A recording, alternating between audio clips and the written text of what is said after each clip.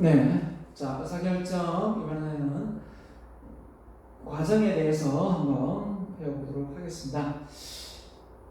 자, 경영 문제에 직면했을 때, 자, 이에 관한 의사결정 방법, 해결 방법이라고 나왔는데, 자, 결국은 문제가 있을 때 그 문제를 해결하기 위해서 의사결정을 내릴 수밖에 없겠죠. 자, 그래서 비공식적 문제 해결에 의존하는 경우죠. 그 다음에 자, 의사결정에 관한 어떤 권위에 의존하는 방법이겠고요. 그 다음에 세 번째는 소위 철학에서 말하는 사전적 추론을 방법을 이용하는 방법 이렇게 나와 있는데 비공식적 문제 해결에 대한 의존. 자, 비공식적이니까 한마디로 그죠? 전통적인 방법에 의존하거나 과거에 이와 유사한 문제가 발생했을 때 이용한 의사결정과 동일한 의사결정을 하는 경우다. 한마디로 얘기하면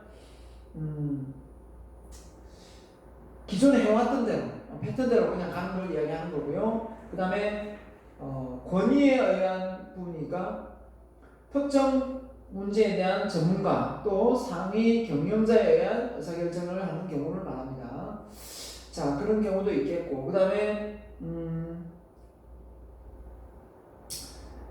그 소위 철학이나 한마디로 철학적 어떤 관점에서 의사결정하는 부분이 되다 보니까 결국은 조금 더 그 객관적이기보다는 주관적인 그런 부분이고요. 여기 말한 대로 철학이다 보니까 논리적이거나 분명한 해결책을 선택한 겁니다 했는데 논리적으로 어떤 근거나 타당성이 있으면 그걸 통해서 의사결정을 반영하는 경우가 여기에 해당되겠습니다. 그래서 의사결정의 종류는 최적화 의사결정이 있겠고 만족화 의사결정이 있겠고 그 다음에 자기 발견적 접근 방법의 의사결정이 있습니다. 모형이. 자, 그래서 이 세 가지가 지금 거론되고 있는데요. 자, 최적화, 예, 그 다음 만족화, 자, 이런 걸 구분하면서 최적화는 무엇인가? 최적화, 예. 자, 최적화되면 참 좋겠죠. 자, 모든 정보를 다 가지고 있고 그 상황에서 결론적으로 그 의사결정에 있어서 명확하게 이제 나오면 그래서 최적화라는 말에 합리성이라는 개념이 나올 수밖에 없습니다. 합리성. 자, 합리성 뭐냐? 모순이 없고 가치를 최대화하는 선택을 하는 것이다. 자, 한마디로 실수 없이 최대한 어떤 결과를 만들어내는 건데요. 모순 없고. 자, 이런 경우가 의사결정에서 이게 있을 수 있습니까? 말은 이렇게 이론상으로 합리성을 하지만 그 모든 어떤 우리가 동등한 관계에서 의사결정을 하는 것도 아니고 대기업이 의사결정하는 거하고 중소기업이 의사결정하는 거하고 또 다를 것이고 그죠? 그 현재의 상황에서 여유자금이 있는 경우하고 없는 경우하고 또 의사결정이 다를 것이고 경쟁업체가 많은 거하고 적은 거하고 또 따라서 의사결정도 다를 것이고 또 그 사안 자체가 긴급한지 또 느긋하고 어떤 시간적 여유가 있는지 없는지에 따라 의사결정이 달라질 것이고 그렇기 때문에 의사결정이라는 게 합리적인 어떤 상황 속에서 최적의 어떤 의사결정을 내린다는 것은 이론상으로는 맞지만 결론적으로 우리가 그런 시대에 우리의 환경에서의 의사결정이라는 건 있을 수 없다. 이런 걸로 이해하면 되겠습니다. 배우는 거죠. 그래서 합리적 의사결정이나 의사결정자가 충분히 객관적이고 논리적인 의사결정을 한다는 것이다. 이 충분히 객관적이다라고 하면 그만큼 그에 관련된 정보나 자료가 수치화되어 있고 또 많이 알고 있는 경우가 해당되겠습니다.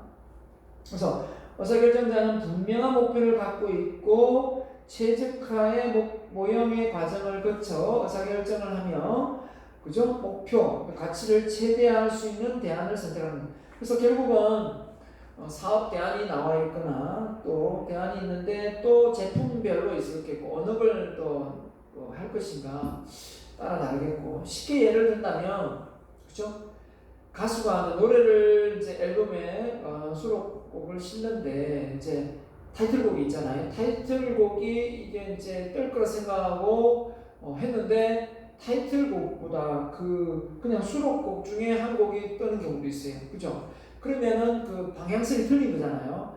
오히려 수록곡보다 그 타이틀곡이 떠야 훨씬 더 그걸 가지고 또 뮤직비디오도 만들 수도 있잖아요. 그래서 활성화될 줄 알았는데 홍보가 되어서 수익이 많이 나오고 이렇게 그걸 통해서 그 가수가 뜰 줄 알았는데 그렇지 못한 경우가 실패의 경우도 있겠고 마찬가지죠.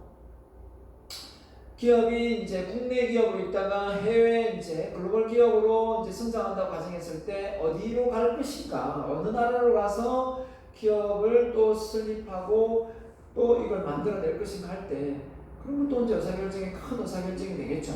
그런 것처럼 결국은 최적화의 분명한 목표를 갖고 있고 최적화 모형의 과정을 거치면서 의사결정한다. 최대치를 끌어올려야 되는데 이거는 말로는 쉬운데 현실은 어렵다. 최적화 의사결정 모형을 합리적 의사결정 모형이라고 합니다. 최적화 모형을 합리적 의사결정 모형이라고 합니다. 한마디로 의사결정 자체가 성과로 다 이어지는 경우가 해당됩니다.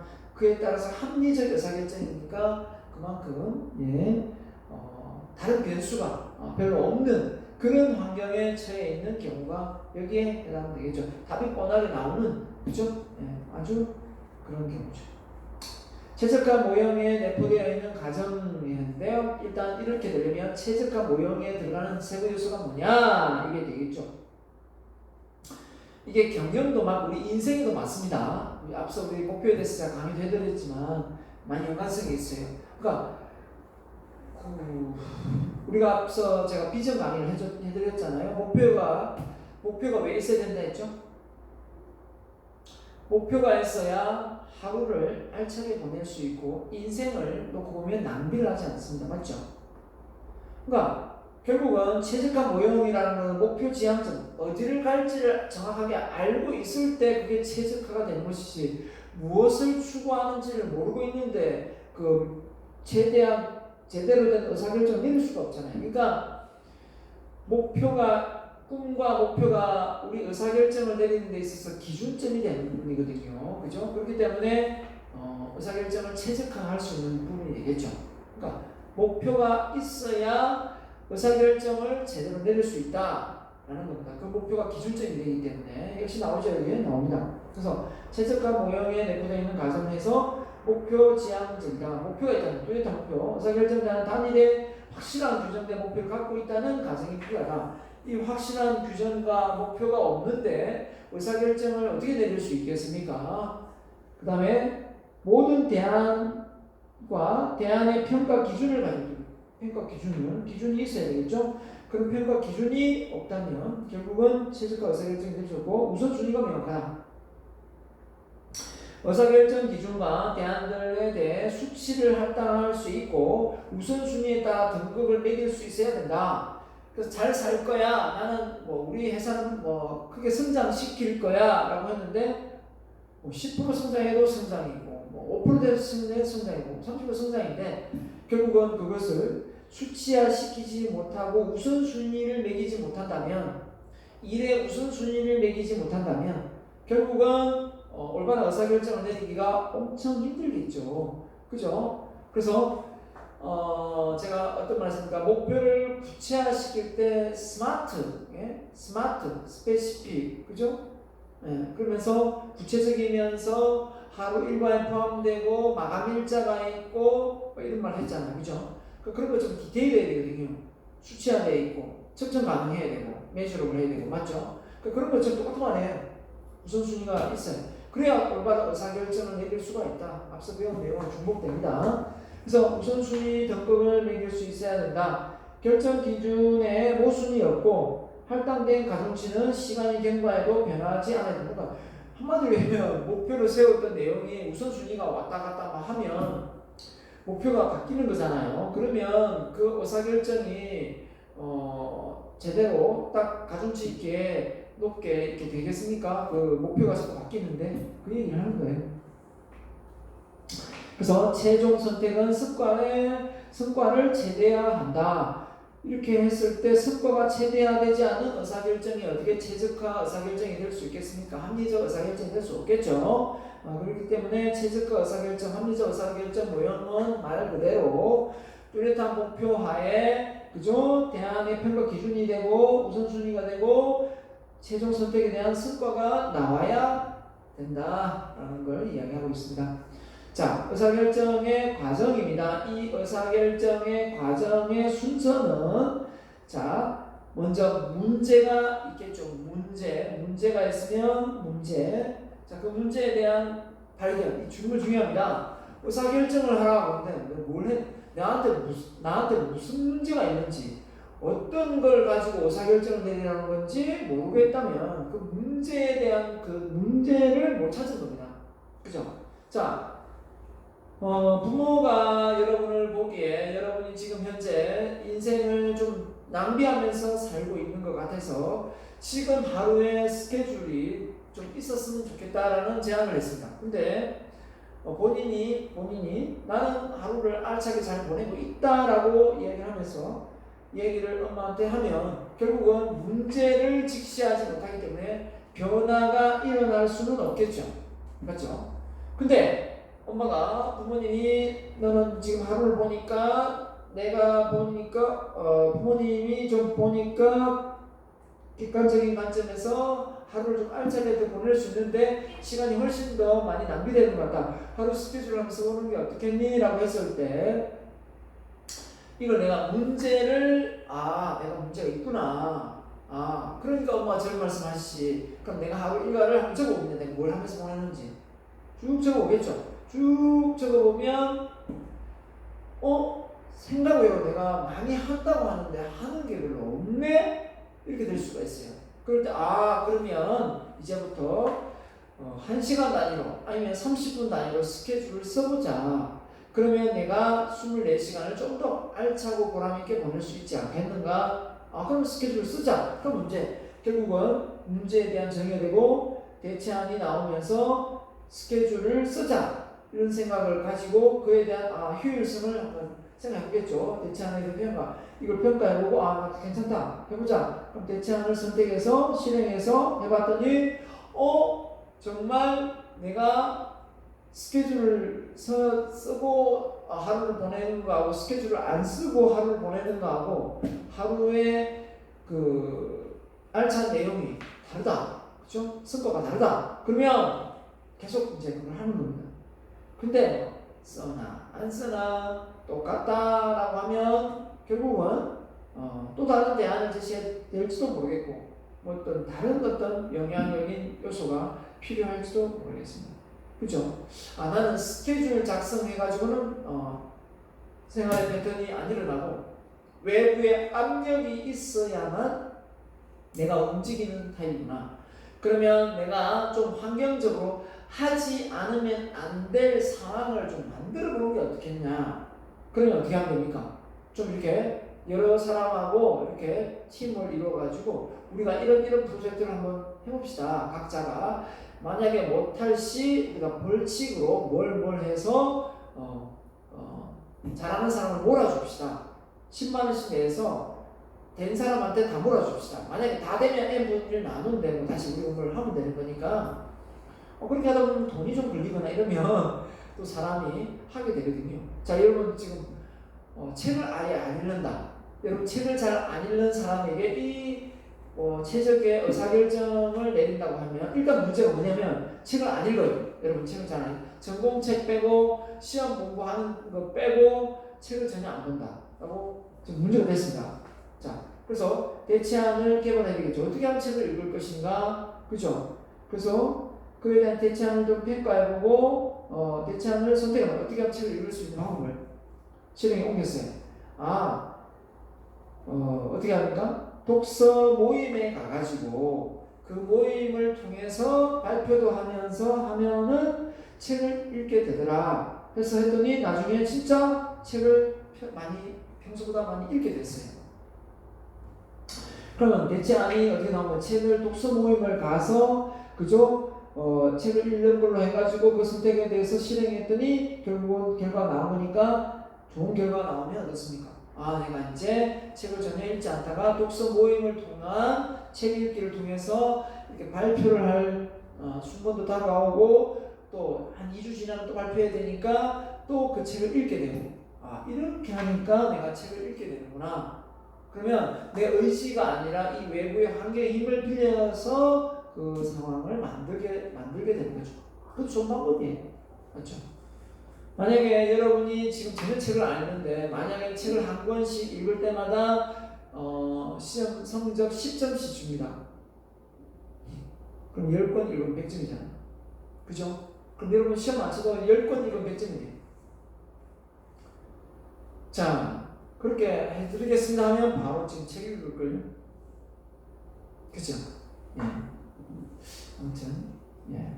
그만큼 독서가 중요하기도 합니다. 그래서 저는 100점까지 줄 수는 없고요. 책을 읽으면 여러분이 그 책 읽은 내용을 가지고 여러분이 발표를 하면 이제 10점 플러스 이렇게 막 주고 했었는데 지금 오프라인 수업이 아니고 온라인 수업이기 때문에 사실 이것도 보너스 점수를 줄 수가 없는 지금 상황에 놓여 있습니다. 맞죠? 확인할 방법도 없고 발표를 시킬 수도 없고, 그죠? 그럼 동영상을 찍어가지고 그 책 읽은 내용을 올리나요? 네, 그렇게 시도를 하고 싶으면 저한테 문자로 한번 줘보세요. 쪽지를 주든. 그래가지고 동영상을 찍어가지고, 그죠? 그 내용을 찍어가지고 한번 여러분이 책을 선정한 다음에 나처럼 교수님이 책을 읽을 겁니다 하고 자료를 올리고 어느 시점에서 그 책을 다 읽고 그 책 내용을 가지고 발표를 영상을 찍어서 카페에 올려주면 보너스 점수 주겠네요. 나는 도저히 부끄러워서 카페는 못 올리겠다. 그럼 제 이메일 주소 있지 않습니까? 제 한메일, 그죠? 스피치 티처 한메일 내신 글로 보내면 또 제가 보너스 점수 줄 수 있겠네요. 하실 수 있으면 하세요. 네. 자, 좋습니다. 나는 꼭 내가 이번에 A 플러스를 받아야 되겠다 하면 도전하는 것도 괜찮겠네요. 보너스 점수 계속 많이 받으면 확률은 높으니까. 그죠? 자, 문제 제기. 그래서 문제의 정의를 잘하는 게 정말 중요합니다. 어떤 일에 문제가 있는데 그 문제가 있다는 사실을 모르고 인생을 살아가는 사람이 얼마나 많습니까? 그죠? 지금 기업이 경영이 악화되고 지금 큰 손실을 보고 있는, 괜찮아 뭐 어차피 지금 뭐 코로나 사태로 인해서 뭐 잠시 잠깐 뭐 좀 위기가 오는 거야, 이 시기가 지나고 나면 괜찮아질 거야, 이렇게 생각했는데 지금 이거 2월 말부터 저희가 3, 4, 5 지금 6월달 막 끝날 줄 알았는데 6월달이 지금 끝나지 않지 않습니까? 그죠? 끝나지 않을 것 같고, 저렇게 되면 이거 지금 한 달 내로 끝나는 게 아니네. 이거 지금 월급은 월급대로 계속 나가고, 그죠? 수출도 안 되고, 이런 상황에 놓여지게 되면 기업의 CEO 입장에서는 정말 또 힘들어지거든요. 자, 이런 대책을 미리 세우고 강구하지 않으면 안 된다는 거죠.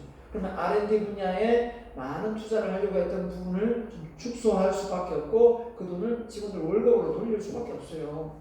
매출이 일어나지 않아서 수익이 안 들어오는데 그 R&D 분야에 너무 많은 시간 돈을 투자해서 직원들 월급도 못 주고 뭐 파산할 위기까지 갈 겁니까? 그럴 수는 없잖아요. 그죠? 부동산을 살 것을 좀 보류하고, 그죠? 일단 직원들을 좀 더 안정적으로 만든 다음에 또 어떻게 좀 허리를 졸라매고 새로운 어떤 제품을 만들어내거나 어떤 이런 시장의 위기 속에 헤쳐나갈 수 있는 대안들을 만들어내야겠죠. 문제인식은 문제인식, 그죠? 문제의 정의가 문제인식이에요. 현재의 상태와 원하는 상태 간의 차이, 그죠? 차이가 있어야 문제가 나오잖아요, 그죠? 현재의 상태와 어떤 기준의 비교, 그 기준이 뭐냐? 그 기준이 바로 세웠던 우리 목표다, 목표, 성과. 우리 이거 달성합시다. 올 한 해 뭐 10% 달성합시다. 그 기준이 되겠죠. 근데 기준을 달성했는데 그걸 뭐 달성 못했어요. 그러니까 이거 문제가 됐다. 저번에 우리 작년 2019년도에 매출액 10% 성장하게 됐는데 5%밖에 못했다. 왜 5%도 못했냐? 그럼 그에 대한 문제가 뭐였냐? 봤더니 이런 부분에서 실패를 했다. 그런 부분이 대안이 나와야 되겠죠.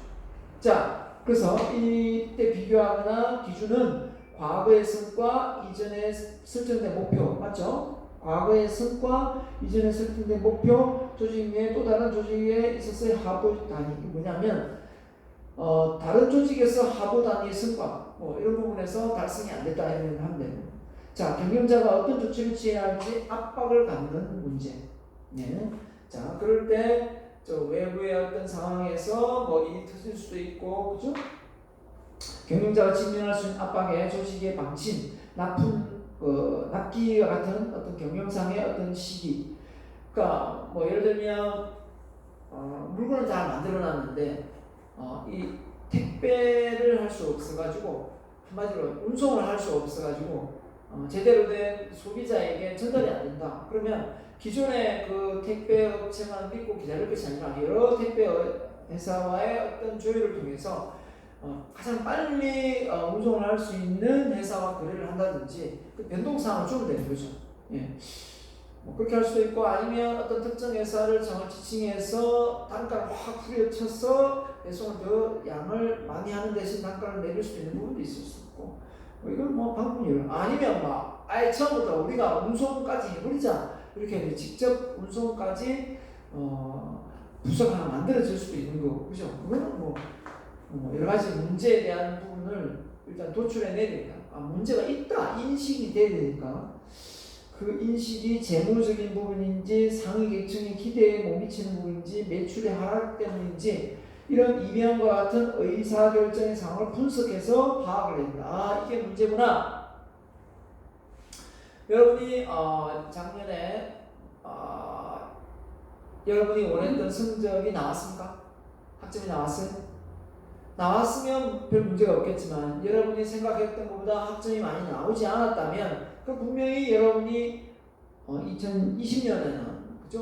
뭔가 다른 방법으로 시도를 해서 더 좋은 점수를 받을 수 있도록 노력을 해야 되겠죠. 2019년도와 똑같은 패턴과 행동을 반복하면서 2020년도는 장학금을 탈 거야. 앞뒤가 안 맞는 거잖아요. 그죠? 자, 그래서 제1단계입니다. 문제의 정의. 경영자가 직면하게 되는 문제, 경영, 의사결정의 문제의 원천이 됩니다. 그죠? 그래서 문제의 정의를 내리고, 결국은 뭐합니까? 보세요. 자, 현재의 성과가 조직이 경험한 과거의 성과가 이하일 때, 이거 당연하죠. 높아지면 굳이 뭐 하던 대로 하면 되죠. 그죠? 네. 금년의 매출액이 작년에 비해서 매출이 작거나, 또 비용이 갑자기 증가하거나, 종업의 이직률이 증가한다. 이럴 때 우리 회사는 왜 다 직원들이 떠나지? 너무 일이 빡신가? 아니면 야근을 많이 시키는가? 아니면 조직 문화가 별로 안 좋나? 아니면 너무 좀 강요를 하나? 아니면 뭐 회식을 안 했나? 그죠? 아니면 직장 상사와의 불화가 많나? 여러 가지가 있겠죠. 근데 의외로 그 직업을 그만두는 거, 직장을 그만두는 게 월급이 적어서가 아니에요. 월급이 작으면 대부분 좀 많이 참아요. 근데 직장 상사나 동료의 어떤 불화로 그 업종을 그만두는 경우가 진짜 많다라는 겁니다. 그러니까 이 조직 생활에서 이 소통이 얼마나 중요한지 알 수 있겠죠. 이 소통이 안 되어서 그만두는 경우가 훨씬 더 많다라는 겁니다. 수립한 계획으로부터 이탈했을 때, 그죠? 처음에 세우던 목표. 수립한 계획 기준으로 경영자가 예상하거나 기대하는 것이 달성되지 못할 때, 그죠? 그래서 달성한 이익 수준이 예상보다 낮거나 부서 활동 비용이 아까 했네, 그죠? 됐고, 그 다음에 조직 외에 다른 조직의 예상 문제를 위반하거나, 그죠? 낮게 먹자. 이게 나왔는 건데. 자, 그 다음에 경쟁 기회성과 자신의 영향을 미친다. 자, 경쟁사가 앞서가는 거예요. 그러니까 우리는 지금까지 잘해왔다고 생각하는데 경쟁사가 신제품을 만들어내가지고 우리 제품이 안 팔리는 거예요. 그럼 어쩔 수 없이 이 위기죠. 빨리 빠른 대처를 통해서 해나가야 되는데, 만약에 이 위기 대처를 제대로 못한다면 모든 것이 다 빼앗길 수밖에 없는 거지 않습니까? 다른 회사한테. 그래서 이런 부분을 어떻게 보면 빠르게 대처하는 것이 요령이 되겠다라고 보겠습니다. 자, 그래서 문제에 대한 어떤 정의를 정확하게 내리고 인식을 했다면, 자, 대체안의 개발. 자, 어떻게 하면 그 문제를 해결할 것인가 이거죠. 대체안을 개발할 때는 좀 다양한 대체안이 나와야 되겠죠. 그러니까 문제를 해결할 수 있는 행동 과정, 가능한 대체안이 무엇인지를 규정하고 하나의 대체안을만을 고려하는 것이 아니라 가능한 모든 대체안을 좀 많이 이렇게 열거해서 선택할 수 있도록 해야 되겠죠. 대체안이 딱 하나만 나오면 결국 그 하나만이 다 정답이 아닐 수도 있기 때문에 일반적으로 대체안들에서 명확한 해결책이 표준적 해결책 또는 독창적이거나 혁신적인 해결책, 모든 해결책이 포함된다. 이렇게 한마디로 하면 딱 떨어지고 맞는 것도 있지만, 그죠? 지금까지 해오지 않았던 어떤 새로운 방식의 어떤 돌파구도 나올 수 있겠죠. 브레인스토밍을 하면, 그죠? 그래서 어떻게 보면 이제 아무것도 아닌 것 같지만, 내가 여러분에게 팁을 하나 주면, 여러분이 이제 성적을 잘 받아서 장학금을 목표로 하고 있는 사람이 있을 수 있지 않습니까? 그랬을 때 여러분이 공부를 잘한다고 하는데 전공 과목은 잘하는데 교양 과목에서 점수를 많이 못 받아가지고 다 깎아먹고 평균 이하로 돼서 장학금을 못하는 경우가 참 많더라고요. 그리고 전공 과목은 잘했는데 거꾸로 교양 과목은 잘했는데 전공을 못하는 경우도 있지만 대체적으로 전공 과목은 다 A+를 받았는데 교양 과목을 못해가지고 그죠? B나 C가 떠서 뭡니까? 장학금 대회에 못 들어가는 경우를 봤습니다. 그런 걸 놓고 보면 뭡니까? 이 우선순위가 너무 전공에 치우치다 보니까 이 교양을 말 그대로 교양으로 가져가기 때문에 물론 교양 점수가 낮다고 해서 문제가 되는 건 아니지만 여러분 목표가 이제 장학금이기 때문에 그런 부분에서 시간을 좀 더 교양 과목에 안배를 한다든가 또 아니면 그 교양 부분에서는 좀 튀기가 어렵잖아요. 왜냐하면 전공 과목은 조금만 열심히 해도 이제 인원수가 좀 제한되니까 좀 소수로 하지만 교양 과목은 좀 몇백 명 될 수도 있고 뭐 적어도 80명, 90명 되는 데도 있을 수 있잖아요. 지금 많이 줄였으면 80, 70명 되는 것도 있고. 자, 근데 그 속에서 내가 좀 튈 수 있는 방법이 필요해요. 내가 좀 튈 수 있는 방법. 그게 뭘까요?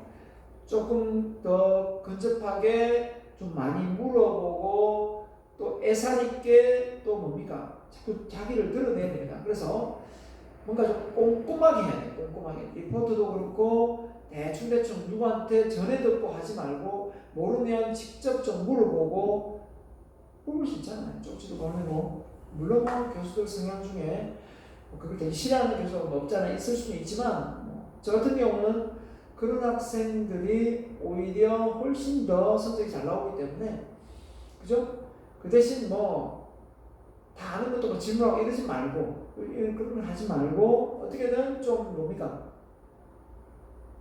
이런 관심이 있다는 걸 보여주는 게 정말 중요한 것 같아요. 그죠? 그래서 예를 들어 특강을 했잖아요. 그러면 그런 특강 내용들 중에서 그죠? 이렇게 표현을 하면 되잖아요. 그죠? 표현을 하면 이런 부분이 참 좀 괜찮았다 이런 표현을 하면 서로 힘이 나잖아요. 그죠? 그런 부분 또 마음에 안 드는 부분도 얘기해도 됩니다. 근데 성적을 높이기 50분대 만점을 지적하기는 좀 곤란할 거고 여러분이 하라고 해도 좀 여러분이 입장이 곤란하기 때문에 그렇게 좀 힘들고 할 거 없으면 안 하면 되는데 그래도 이왕이면 여러분이 두각을 나타내기 위해서 어떤 그죠? 오프라인 수업이면 저는 끝나고 나서 얼굴을 이렇게 보면서 또 이렇게 좀 늦게 가면서 질문도 하고 또 일찍 오면 일찍 와서 또 이렇게 자주 마주치고 또 질문도 할 거 있으면 중간에 또 질문도 참여하면서 이렇게 이제 뭔가 좀 수업에 동참하는 거죠. 해도 되고 안 해도 되는 그 상황일 때 저것 좀 하라는 거죠. 그랬을 때 튀거든요. 그럼 그 학생이 튀어요. 그러면 그런 학생이 A뿔을 안 받는 경우 잘 없어요. 대부분 좀 성적이 낮은 학생이 지각을 하거나 매번 수업 시간에 왔다 갔다 그리거나 다른 책을 펴놓거나 그죠? 딱 보면 눈만 딱 들어가 있지 별 관심이 없어요. 이제. 관심이 없어요. 딱 보면서 눈을 마주치고 그죠? 뭔가 하나라도 더 배워가려고 메모 잘하고 이런 모습을 보면 벌써 그 학생 돼 있는 거 같구나. 저 학생 열심히 하네. 느낀다. 그랬을 때 훨씬 더 점수를 잘 받는다. 이렇게 말씀드리고 싶네요. 자, 세 번째 단계 대체안의 평가. 그러니까 그 대안이 나왔다 해서 그 대안을 다 실행에 옮기기에는 시간도 많이 들고 비용도 많이 들기 때문에 일단 최적안의 대안이 다시 선별이 되어야 되겠죠. 평가될 대안을. 그래서 각출된 대안을 평가해서 평가 방법은 대안 실행 가능성 분석, 가능성.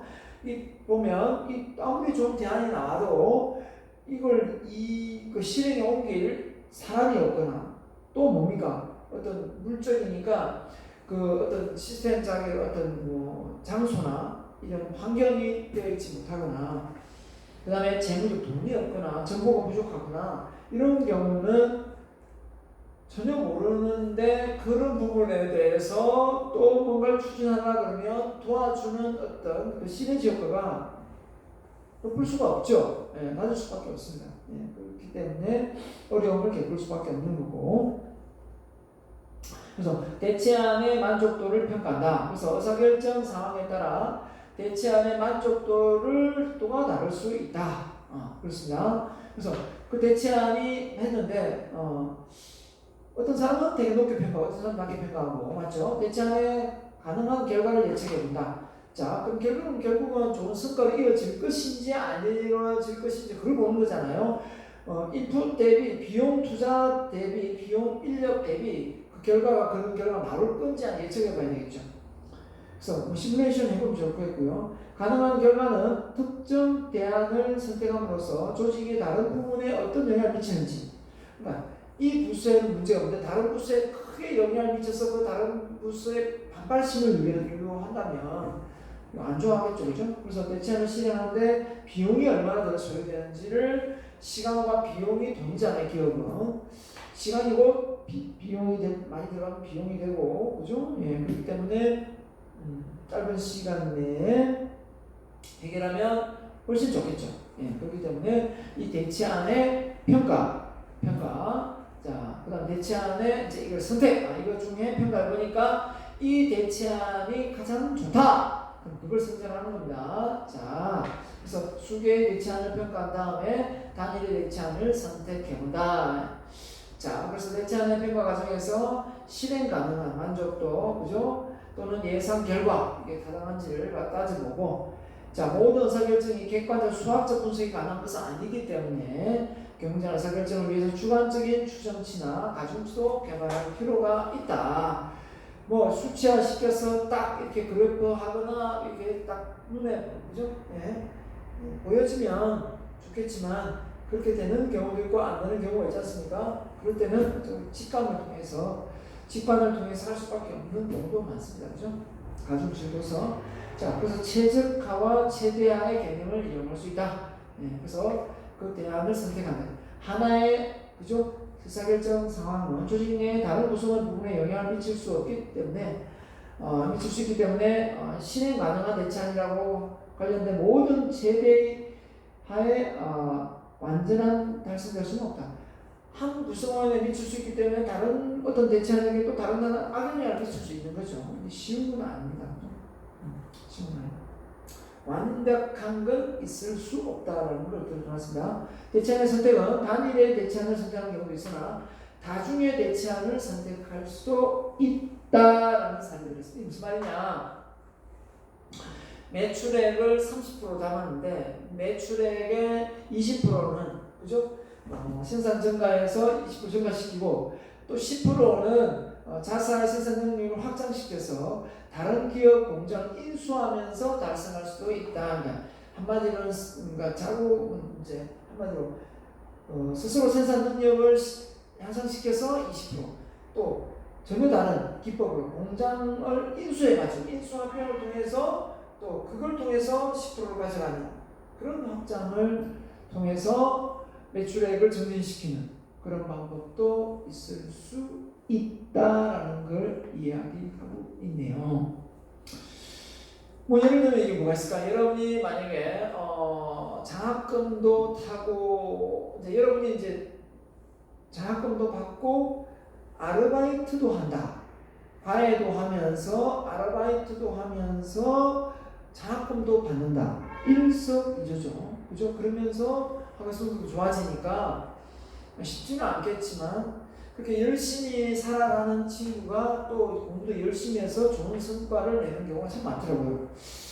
근데 시간도 많고 한데도 불구하고 그 많은 시간을 다 뭐 게임이나 낮잠이나 노닥거리다가 끝나고 아르바이트도 안 하고 성적도 나는 친구들이 많아요.